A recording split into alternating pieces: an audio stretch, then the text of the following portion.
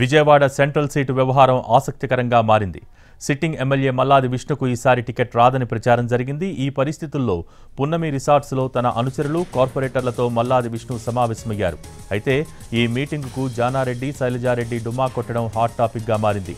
మొత్తం 14 మంది కార్పొరేటర్లు, 4 ఇన్ఛార్జీలు రిసార్ట్స్ సమావేశానికి వెళ్లగా కొందరు కార్పొరేటర్లు తనకు టికెట్ ఇవ్వొద్దని, ఈసారి టికెట్ రాదని ప్రచారం చేస్తున్నారని మల్లాది చెప్పినట్టు తెలుస్తోంది. ఈసారి తానే పోటీ చేయబోనని మల్లాది చెప్పినట్టు సమాచారం. అయితే విజయవాడ సెంట్రల్ నుంచి మళ్లీ మల్లాది పోటీ చేయాలని కార్పొరేటర్లు తీర్మానం చేశారు.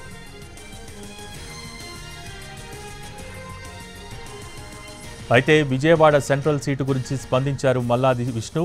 సీటు గురించి అడగాల్సిన పరిస్థితి తనకు లేదన్నారు. సీటు గురించి కార్పొరేటర్లతో సమావేశం పెట్టబోనని అన్నారు. సర్వేల తర్వాతే సీట్ల విషయంలో అధిష్టానం నిర్ణయం తీసుకుంటుందని అన్నారు మల్లాది. సీటు విషయంలో తనకు ఎలాంటి పిలుపు రాలేదన్నారు.